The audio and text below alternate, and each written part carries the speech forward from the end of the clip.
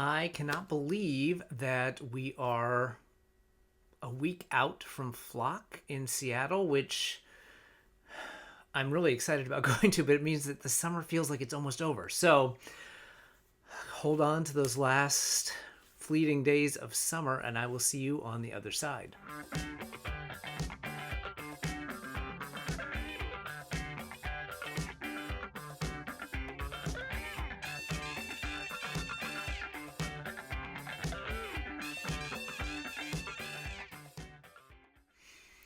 Hello and welcome to this episode of Gary Knits, Gary Rides, a Craftivism podcast at the intersection of making things and doing good. My name is Gary. I am a knitter and crocheter and sometimes designer, and every couple weeks I come to this little corner of YouTube to show you what I've been working on and to give you some ideas on how you can take your love of making and do a little bit of good in the world. I hope you are well. You can find me at Gary Knits and Rides on Ravelry and over on Blue Sky as just Gary Knits. And before I forget to mention it, here is a QR code which will take you to the show notes for this episode, and where you will find links to everything that I mentioned, from designers to patterns to events and craftivism ideas. It's all going to be there. So if you are watching on something other than your mobile device, you can just take a picture of that and it'll take you right to the Google Doc where all those links live. Like I said, I hope you're doing well. I hope you're having a great summer. It's going by so fast. I can't believe we're at the end of July already. As I mentioned, Flock is coming up next week. I'm going to be heading out there, although I've got another trip in between. Just a lot of stuff has been going on since vacation, which seems like 100 years ago, but really only a month or so ago, a month and a half ago. Anyway, time is fleeting, and I've got a lot of stuff done in the last couple weeks, or I've done a lot of stuff. I haven't got a lot of stuff done because I've been doing a lot of stuff in the past couple of weeks. So I think right before my last episode, it was the week before the big Knit Stars meet up around the globe. As I mentioned, I was hosting one with Rachel here in Los Angeles. We had a ton of fun. Sorry, I've got the hiccups, as I often seem to do when I start talking on these things. Anyway, we had a great time. We had about 20 people or so show up.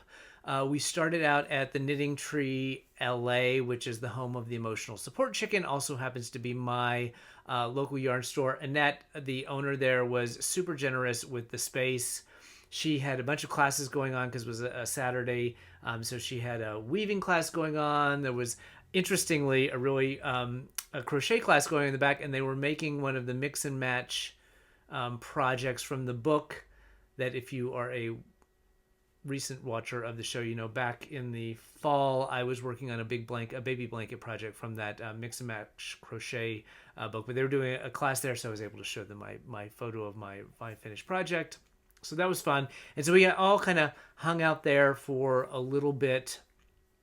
As I mentioned, Annette was super generous. She also gave us, and maybe I'll grab it here in a minute during my acquisition section, she gave everyone who came for the meetup one of her very cool Knitting Tree bags, little totes. It's like a round tote. And I'll run and grab it before we do acquisitions at the end. But so that was very, very kind of her. And then we headed over or around the corner there in the same complex as Knitting Tree. There's a brewery called Three Weavers Brewery or Brewing Company, maybe. Has nothing to do with weaving. The family who owns it are, I think its siblings are named Weaver, and so they're the Three Weavers. So we got there relatively early. They have a food truck there. People got some food. We were able to get some beers, and then we had some fun. We did some raffles. We did a stitch marker swap, so everyone brought stitch markers and threw them in a bag, and then we each took turns drawing those out of the bag and introducing ourselves.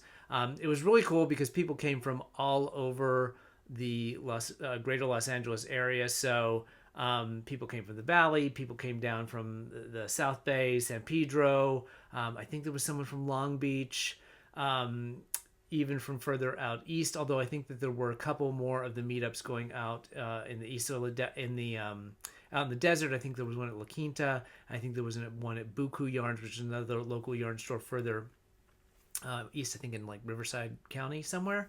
But we had people coming from all over. It was really great to meet a lot of new folks, a lot of people that I knew from my different knitting groups around that showed up. So that was cool. So we did the stitch marker exchange, and then we set up a Destash table so everyone could bring up to 3 skeins of yarn. And then we had a process where the folks who brought yarn had the first shot at grabbing some yarn, and then we kind of opened it up to everyone. So that was really fun. All the yarn got taken at the end of the day, which is also great. So I didn't have to come up with any. Oh, actually, no, I think there were 2 skeins that got left, and one of the folks, May, who we're going to talk about here in a minute, she volunteers there's a shop here in the greater LA area. I will link to it down below, and I forget the name of it. It's called something, and they take donations of yarn and all sorts of crafting supplies from across the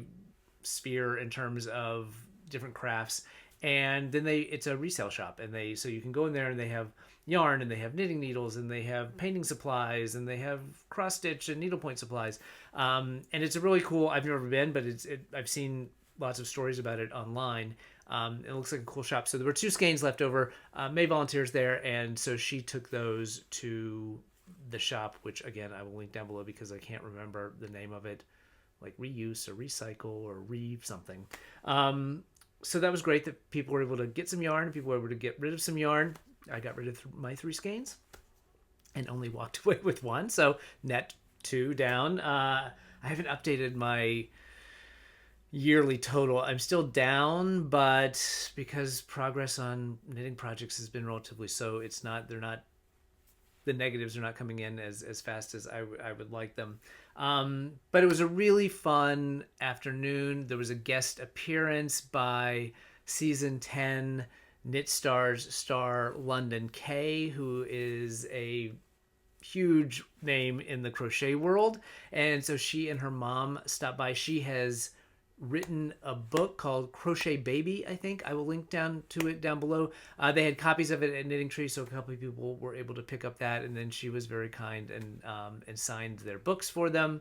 So it was just a really fun couple of hours showing off our projects, meeting some new people, giving away some prizes, and we had a really cool time. I've got some heart mail there, so it wasn't really heart mail, it was because it was in person. And when I get to acquisitions, I will show that, because I had mentioned in the Evite, and I don't know if I mentioned it on last episode, but it was my birthday weekend as well. And so a couple folks were like, "Oh, we know it's your birthday," and they brought some very generous gifts for me. So that was very sweet. But it was a really fun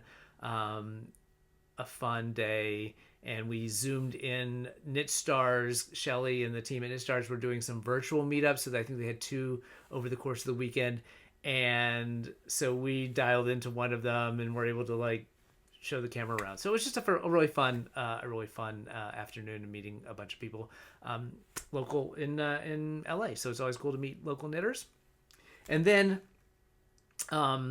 this past weekend, my college roommate and his wife, who live in the suburbs of New York City, they flew in because their kid, who is not a kid anymore, he is a young man, a young adult, but he's a musician, and he is on tour right now as the opening act for another band. For him, it's just him and his guitar, but he was opening act for a band, and they were performing at a club here in Los Angeles. And so his mom and dad flew in to surprise him. They didn't let him know that he knew that my husband and I were coming to a show. It was the first time I've seen him perform live. He has a couple of EPs and YouTube, and he's a big TikTok guy. So I've seen him playing his songs, and I've heard his songs, but I've never seen him perform live. So it was really fun. Totally surprised him. And so his act's name is Everybody's Worried About Owen, and it's folk punk, which is a genre that I didn't really know too much about, but there's apparently quite a lively scene of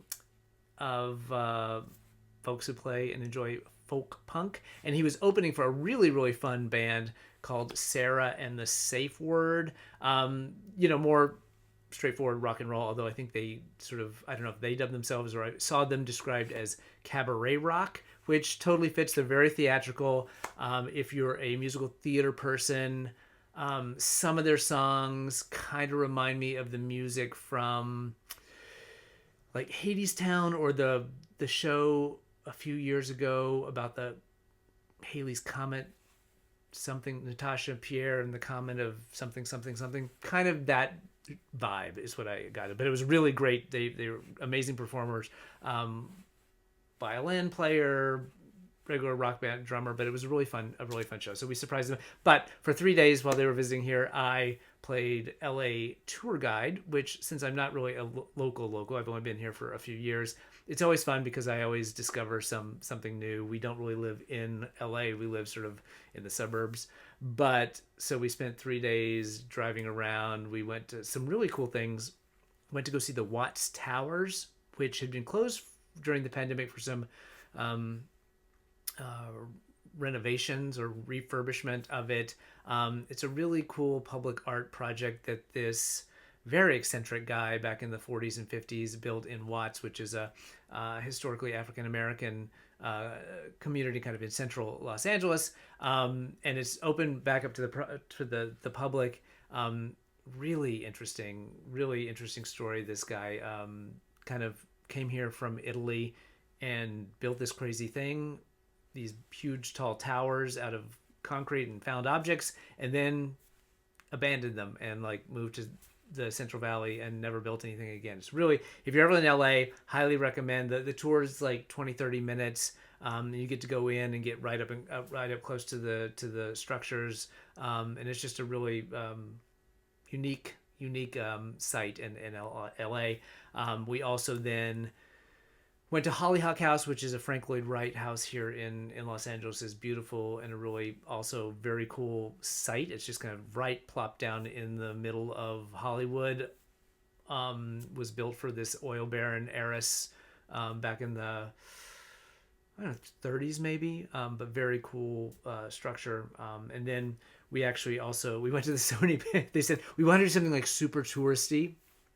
And one of the things they had in mind, we went to the Chinese theater and saw the handprints and walked a little bit on the Hollywood Walk of Fame, but they wanted to go to a studio tour. So they picked the Sony Studios tour, which is in Culver City. It was interesting. I don't think I would recommend it if you're ever in LA and you want to do a studio tour. I've not been on any of the other ones, but we had a great tour guide, but it was a little disappointing because you're really just kind of walking around the sound stages on the outside, and we popped our head into one which was totally empty, and we did get to see like the set where they film Wheel of Fortune, but I don't know, I was expecting a little more like seeing things around the movie making and TV filming industry. So I might suggest taking a look at one of the other ones, because I thought for the price it wasn't really that great. But then we did get to go to another show in addition to their kid show.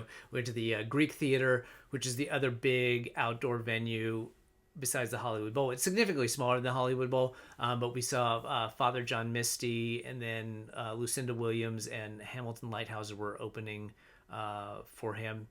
If you are familiar with him, or if you've not ever seen him, he puts on a great live show. Has a huge stage presence, and it was really cool to see Lucinda Williams, who I've seen perform before, and she sounded great.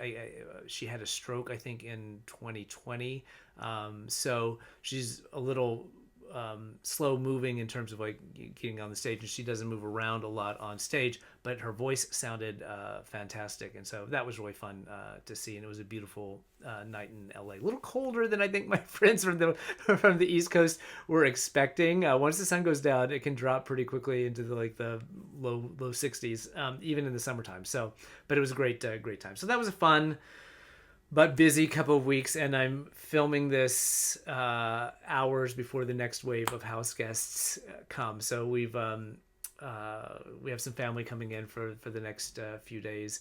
Although I think that they've got kids, and so I think they're going to be taking them out, and I don't have to play tour guide. I think they're on their own, and I don't know if they're going to Disney or what they're going to do. But we'll see them in the evening and have some cookouts and stuff like that. So that should be fun. So very summer last couple of weeks, but like I mentioned, Flock is right around the corner, and so we're going to talk a little bit about what's going to be going on at Flock, what I'm hoping to see and get while I'm at Flock, and I'm hoping I'll see many of you there.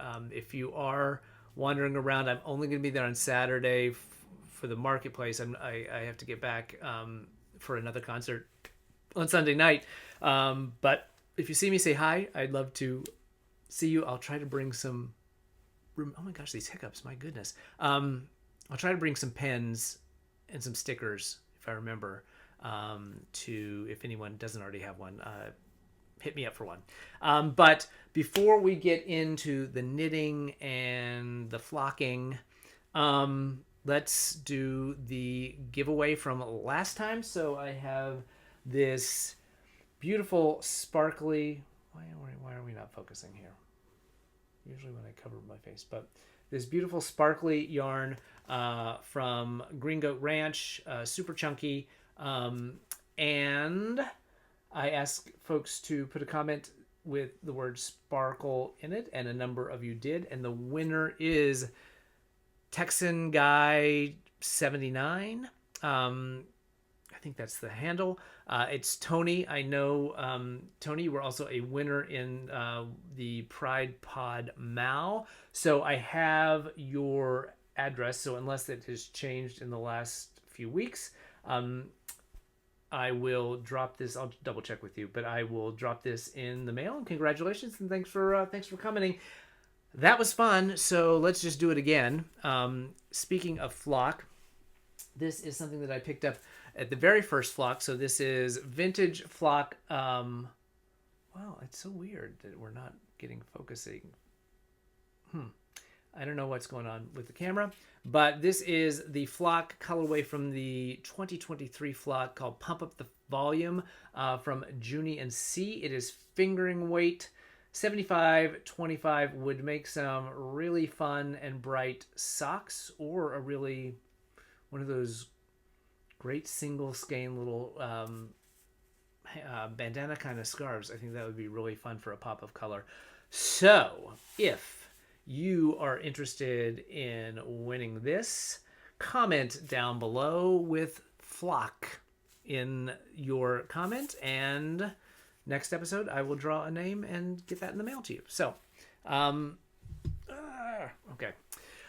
Let's talk about knitting. There's not a lot. Oh, no, let's not. Let's talk about Craftivism first. A couple of things that have come across my feed in the last couple of weeks. And again, I say this all the time. If you see something, say something. I don't get to see everything. I'm trying to spend less time on social media, so I'm missing out on things. And I would love to hear if you know of folks who are doing something, whether that's a special skein of yarn or some sort of project that is doing a little bit of good in the world through donations or raising awareness or whatever it is. And we got a little bit of each this week. But drop me a DM or an email. Email is in the show notes. And I would love to highlight that. So I mentioned London K showed up, surprised me at my Knit Stars meetup. And she is going to be one of the stars in season 10, which I think is probably coming out sometime in this fall. They've been running, specials on that recently for the season, but her class is on yarn bombing, which is something I've never done There's a group here in LA that does it.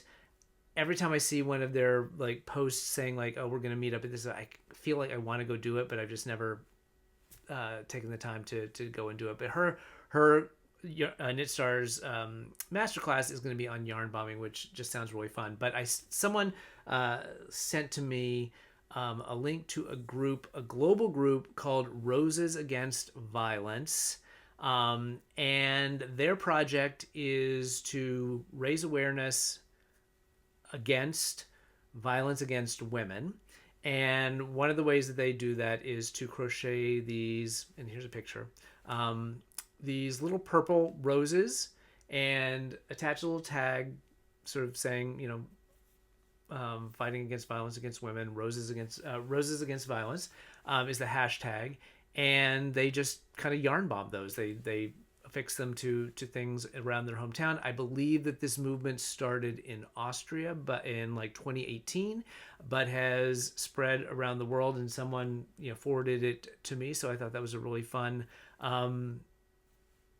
idea. And there is a pattern on Ravelry. I'll link it down below for the little crocheted flowers, and a little more information on the group. So if you're a crocheter and you have some extra little bits of purple yarn and you want to do that and yarn bomb a little bit in your local area, that's a really cool idea. The other thing that I wanted to mention and this is a collaboration between Yarn Inc., who is an indie dyer, and So Shannon NYC. I think it's just So Shannon, but So Shannon NYC is her Instagram handle. And they've collaborated on a little capsule collection called F Cancer. I think that Yarn Inc. has done this before. So the collection is a bag that So Shannon has made. And here's a picture of the bag. Really, really cute. And it says it holds, like, even though it looks kind of small relative to the hand in the photo, it says it holds like 3 to 4 skeins of yarn. It is sold out on the So Shannon site, but Yarn Inc. still has some, at least as of this recording, on their site, and $5 of every bag sold is going to be donated to the Leukemia and Lymphoma Society. And then Yarn Inc. has 2 special skeins of yarn. So it's F Cancer 1.0, which I think is when they did this the first time. And the second one, slightly different, similar tone. So I think they actually could be used together. Here's the picture that shows both of them swatched up. The other one's F Cancer 2.0. And $2 of each of those skeins sold. And those are on a pre-order basis, so I think you can still. She's going to wait until she gets the orders all in to dye those up, and $2 of each of those. And let me look at my notes, because my 1 year older eyesight can't look down and see it now. Is going to an organization called Metaviver, which is fighting and raising money for not for, but against.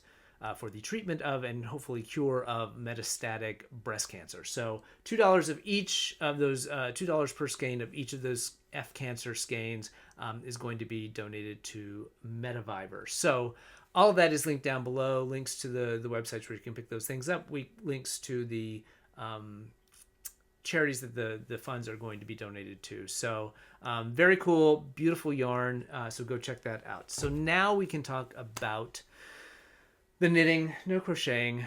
I really feel like I need to be starting a crochet project at some point, but there's too many knitting deadlines. A little bit farther out, so I've got about a month left on both of these things. The only 2 things that I have to show this week, I have made a little bit of progress on my slack-tied socks by Lindsay Fowler, which I've been working on, but I'm only really working on those when I need a super portable project, like riding the bus to the Hollywood Bowl or something like that, because I want to get these projects done that are sort of on a timeline, so then I can start something, because I think that's it. I think that's all I have. that is a gift that needs to be done by a certain point in time, and then I can start to work on something just for me, and not for nothing, but MCAL is going to be right around the corner, and I need to like clear the decks to get things ready for the Stephen West Mystery Knit Along. So the first project is my Zig-Zag scarf, and there's a little bit of story time with this one. So here's where I am, and this is, here we go. This is the Zig-Zag scarf, free pattern on Ravelry. Really fun, really easy, big bang for your buck because the yarn is doing all the work here. It is done in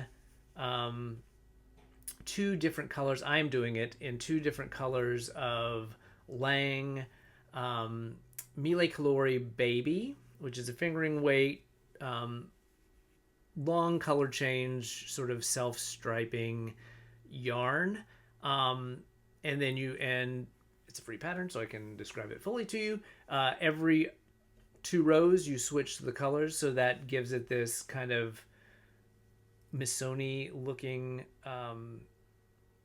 result, so that the colors just kind of blend. And because I think in these yarns, here are the 2 colors I'm using. Oh, again, we don't have the focus working. That, because the colors change at kind of differing rates, it really creates this almost randomized looking pattern.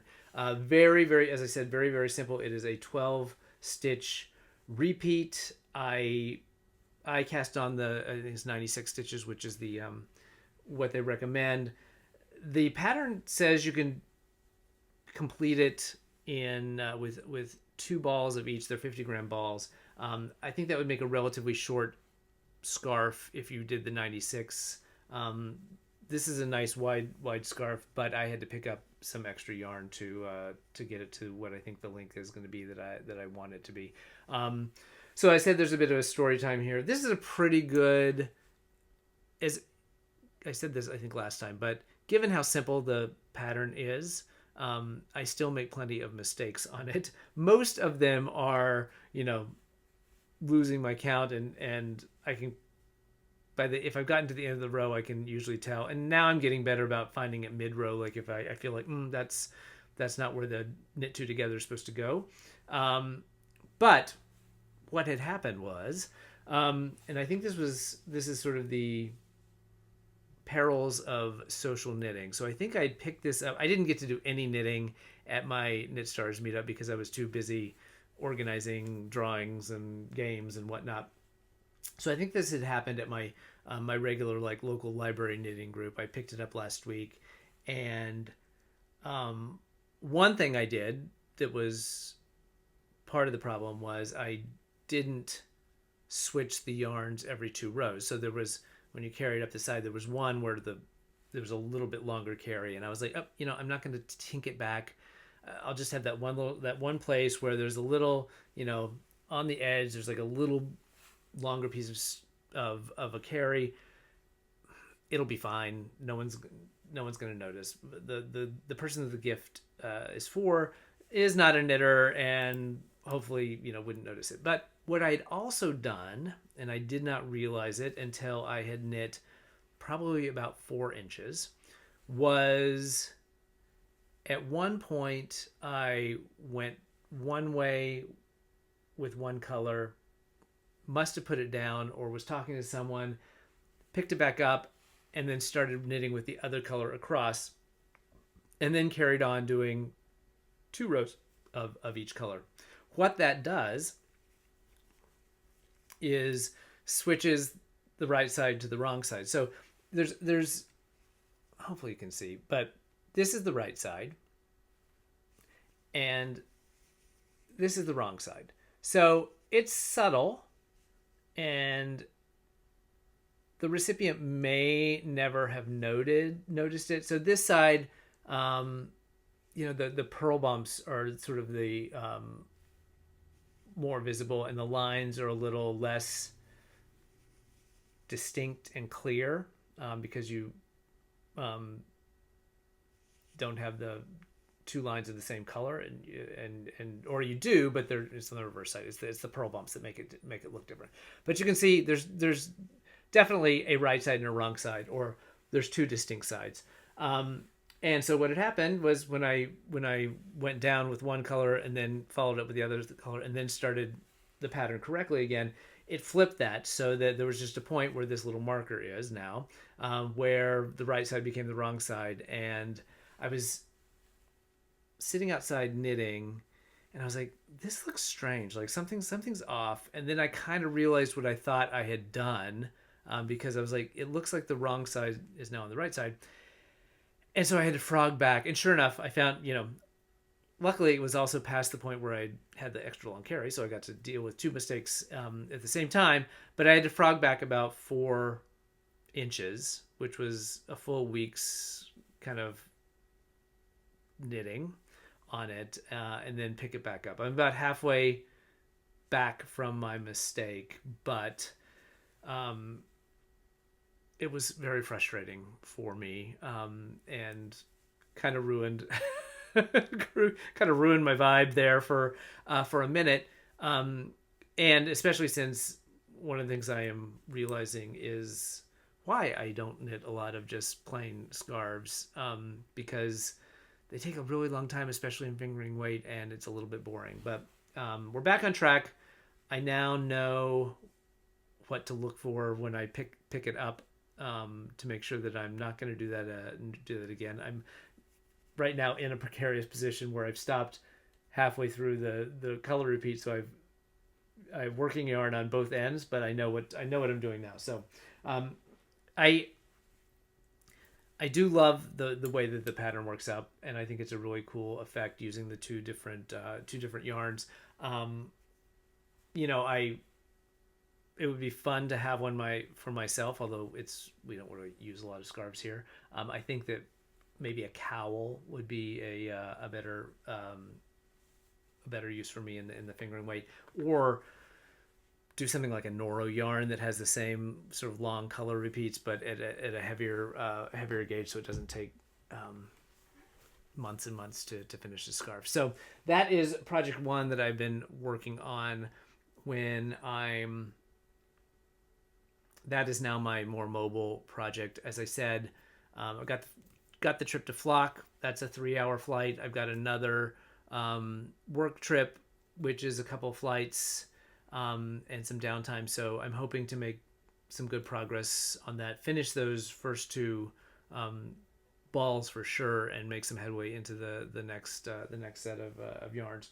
The other one that I'm working on, and this one I'm having more fun with, mainly because I haven't had to tink back 4 inches. This is my Marled Magic Stephen West pattern, scrappy version that I'm doing for a friend of mine.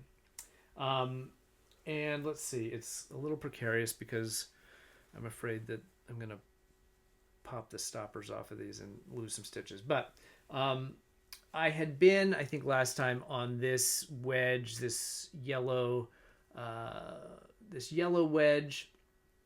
And then the next section that I did was kind of a mirror section of one of the first sections, which is this seed stitch section here with the blues and the purples.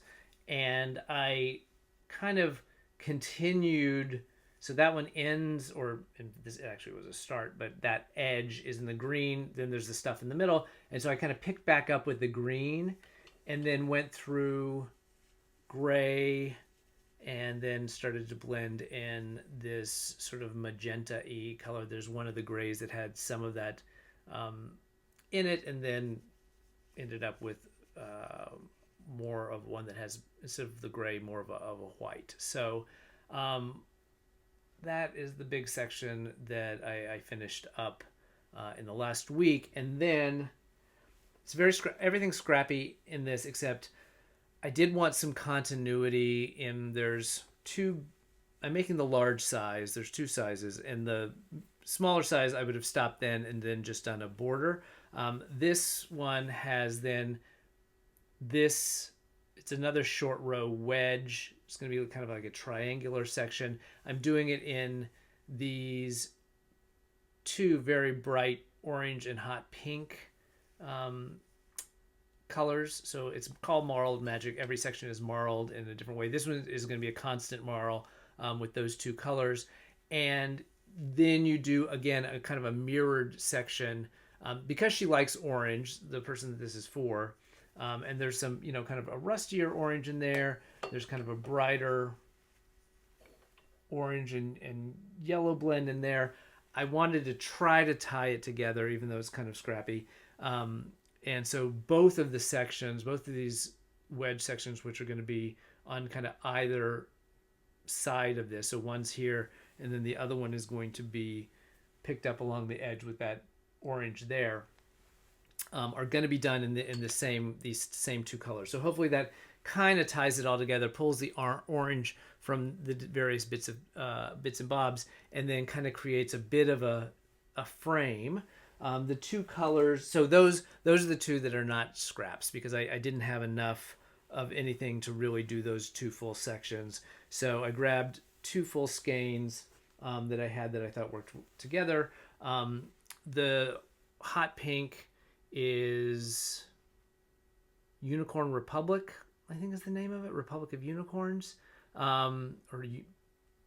Republic of Unicorns, something with unicorns and Republic in it. This was actually a gift from a kind of a secret yarn swap pal. And then this is just a skein of Knit Picks. I don't know if it's Stroll, but one of their fingerings, the fingering weight. So I put those together, and those are going to be the two kind of unifying, hopefully, sections. And then the whole thing is going to gets bordered with an I-cord edge, and it's going to be in a bright orange, more in the kind of orange that's in this section here, with held together with a mohair. So that's going to cover everything. So again, I hope it kind of pulls a lot of the oranges together and kind of creates something that, even though it's scrappy, looks a little unified. So it's been a lot of fun. I love these Stephen West modular projects where you have these little sections, and so none of them take forever, and you're constantly changing your yarn. So it's a lot of fun to work on. So that's the Marled Magic. Both of those projects have, well, they're not for birthdays or anything, so I guess there's no hard deadline, and neither of the people know that they're getting them. So the deadline's all in what's left of my mind. But I would like to. I see them both in September, and I would like to give them their surprises in September. So still got almost a month and a half for both of those. So I think that that's definitely doable. But that's all I am really currently working on. I thought I'd talk for a little bit about Flock and it's not going to be next on the needles, but what I'm hoping to pick up at Flock, trying to be mindful that the bigger picture is to Destash, but I had such fun, and I'm so happy with the end result of the t-shirt that I knit earlier this spring, that I would like to pick up some yarn for some other t-shirt projects for probably, maybe over the winter and into the spring. And I have some yarn that I had sort of pulled aside from so that first one, if you'll remember, was from my Stitch Out Loud collection. That was one of my fundraisers for AIDS Life Cycle. And I had two more colors of yarn from that yarn collection that I had slated for t-shirts, fingering weight. It's all wool, but what I would like to get at Flock is to look for some non-wool or non-primarily wool blends to make t-shirts out of. I think the next one I'm going to do, so that was a raglan. I think the next one I'm going to do is set in sleeves. I've, again, struggled to find on Ravelry a perfect pattern that looks like a guy's t-shirt. There's some, and I had pretty good luck with that last one, sort of doing some modifications. So maybe I'll try that. The other thing that I'm thinking about doing is taking just Amy Herzog's the Ultimate Sweater book, which is or I could look actually at the Ann Budd Top Down Sweaters book, but it's basically one of these, multiple gauges, multiple weights of yarn, kind of pick your size and pick your gauge, and then it has some parameters for making a pattern. And just take her basic crew neck set in sleeve, and just make it a short sleeve. I think that'll be fine for at least a first go round. So that's primarily what I'm hoping to achieve at Flock in terms of the shopping. I've got a couple of things from folks that I know already that are top of mind. So Sea Change Fibers, Sarah does amazing blends of a lot of different breed specific things, and then mixing some things. And she has one. It's called, I think it's her Shoreline Sport. And I think it's like wool and linen and silk, and there may be something else in there, but it's supposed to be very drapey. I thought that might be a good yarn for a t-shirt. Hopefully she'll have that in her booth. I saw it earlier this year at the Los Angeles Yarn Crawl at Wild Fiber Studios. And it was, while I think I may have still been knitting on my original t-shirt, and I was like, oh, I should get some. And I was like, I don't know how many skeins I need, and I don't have the pattern sort of in mind. Maybe I should wait. I know she's going to be at Flock, and maybe I should figure it out and figure exactly how much I need so I don't end up with like 3 extra skeins. Since the ultimate plan is to try to minimize the amount of yarn that's coming in. So that's what I've done. And now I've based on that Amy Herzog pattern, I know how many skeins of yarn I'm going to need for that. So hopefully she'll have that in her booth in a color that I like. And the other one that I've been looking at is the Wandering Flock. I think it's called Lino Cotton. So it's a linen cotton blend. And Geraldine does a really great navy. It's like, it's got a kind of a, if you know Wandering Flock, she does a lot of these sort of pastels and bright pastels, but she has a navy that looks like it's kind of a perfect color for a t-shirt for me. So I'm gonna go check that. I know she's gonna be at Flock. I think she wasn't there last year. I don't think I've seen her since Rhinebeck a couple of years ago. So one, I'm looking forward to seeing Geraldine, and two, want to check out that yarn. Both of those I think are both sport weights, so I think that's a good weight. I wouldn't want to get much heavier than sport, I think, for a t-shirt around here, which is kind of a bummer, because if you remember, one of the patterns that I had been thinking about was from this vintage book that's behind me, but I won't try to get it now. And it's a perfect look. It's exactly what I was looking for in a t-shirt. It's a set in sleeves. And I went to look at it the other night because I was like, oh, maybe I'll use that sport weight yarn for that. And I don't know why I hadn't ever realized this before, but it's such an old book that it just says, I can't remember what it's. Coates and Clark is the publisher, but I think it's called Red. I think it's Red Heart. It's like Red Heart Floss. So it said floss, so I assumed it was like fingering weight or light. But then I just was looking at last night, and the stitches per inch are like 6. So that's not going to be a sport weight or fingering weight for sure, since on socks I think I get like 9 to 10 inches stitches per inch. So that pattern either is going to require a lot of math or is not ever going to get made, because I'm not trying to make a worsted weights t-shirt out here in California. So I'll have to, hopefully these kind of basic patterns will work as a jumping off point without a ton of math. The Amy Herzog book, if you don't have it, it's a great resource. And she has a whole section where you take your measurements, and you can then kind of create your own pattern. But she has one written for sport weight already, and once I do a swatch, hopefully I like the fabric at the gauge that she's based it on, and I can just use that for the first round before I have to go through all the calculations and measuring and all that stuff. So We shall see. But those are really the main things that I feel like I'm going to try to minimize the rest of the yarn. Although I know there will be that one skein that just jumps out at me, and I was like, "Ooh, I really need to get that." But I'm also looking for some non-yarn things. There are a couple of printmakers that do greeting cards, and our sort of greeting card bucket is getting a little empty here, and so I just like to stock up and have a few birthday cards because invariably I will forget until it's the time when I need to mail it and don't want to run to the store. So some of that, and then we'll just see what happened. But I'm really mainly looking forward to catching up with folks to that end. If you're going to be at Flock on the Friday before the marketplace opens, so they have classes all day Friday. I'm not taking any classes. I missed my shot at signing up for the one that I wanted.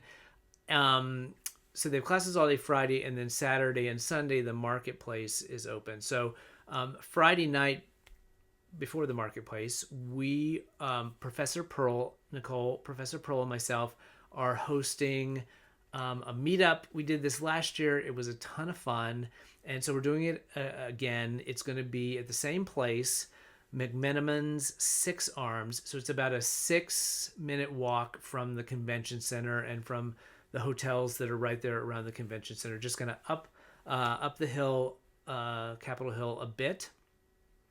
It's a really nice pub. They have an upstairs kind of mezzanine level, which they let us use last year, and they're letting us use it again this year. It worked out great. It's difficult to find a spot that doesn't require like a big deposit or rental, or require some sort of minimum food and drink that I wasn't comfortable like saying we could do that. So they've just been really generous in saying, yeah, it's kind of a little bit ahead of our like main rush, and so you guys are welcome to come up there. So it's going to be from 5 to 7. The only thing I would say is accessibility. Like I said, I tried to find somewhere else that we could do it that was walkable from the convention center and was a little more accessible, because this does have a flight of stairs to get up to the mezzanine, and there's no elevator. But I couldn't find anywhere that would let us either would take a big group or wasn't going to require some big financial outlay to make that happen. So what we're going to do is reach out to me if accessibility is going to be an issue in terms of getting up the stairs. Let me know, and what we're going to do is we'll just split the group up. We will, and I know most of the people that are coming, and they're all very kind and happy to accommodate. So we'll just move half of the party downstairs. We'll get a table downstairs, and we'll have some of the group down there and some of the group upstairs, and people can kind of come and go and move around as they like.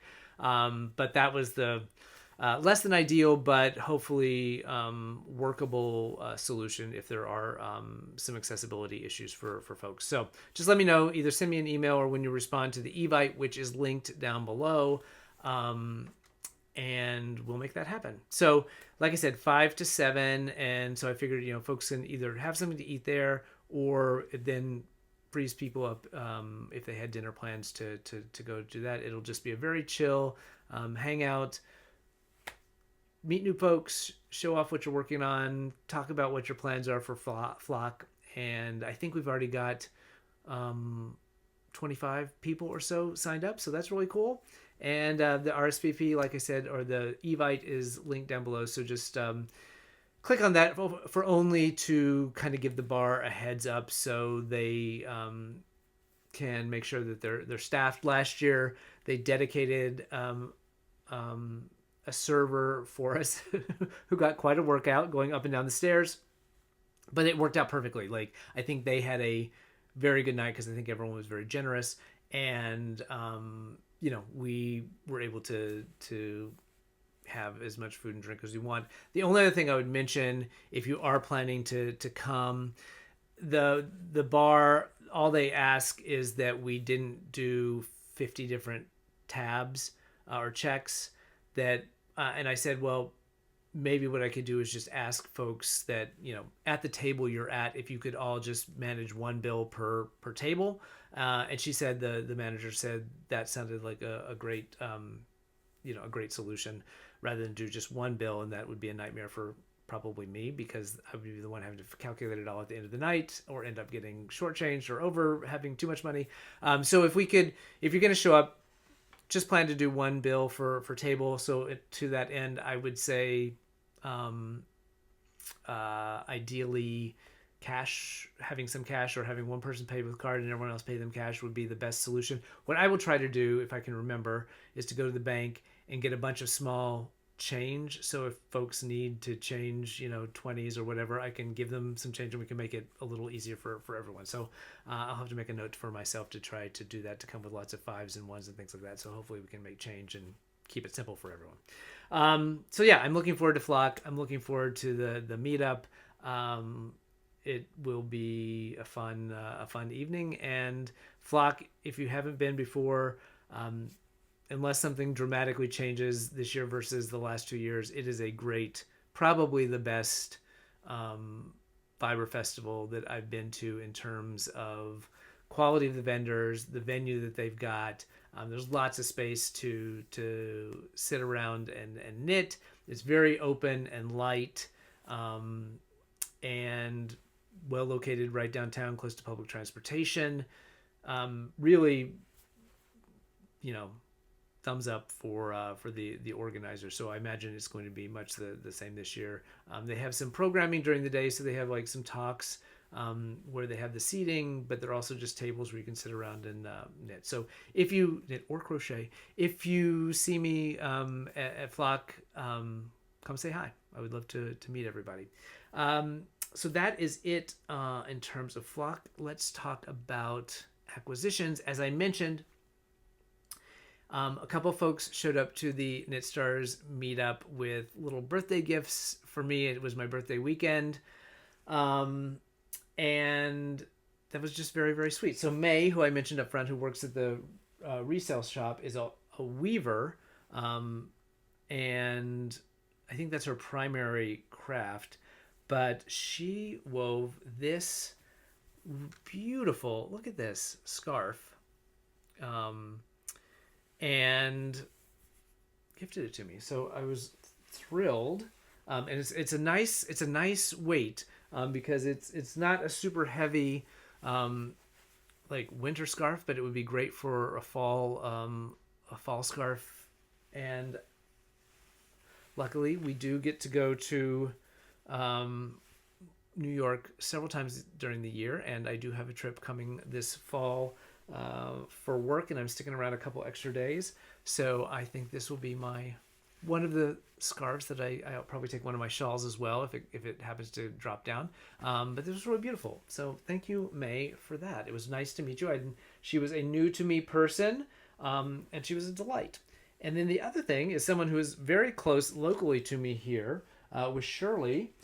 And I'm hoping that she can come hang out at either one of our South Bay Drunken Knitters or one of the library groups. But she is I'm sorry for the crinkling, she is a spinner and has this fleece that is Cambrian wool. There was a little write-up on the back of it, from Wales.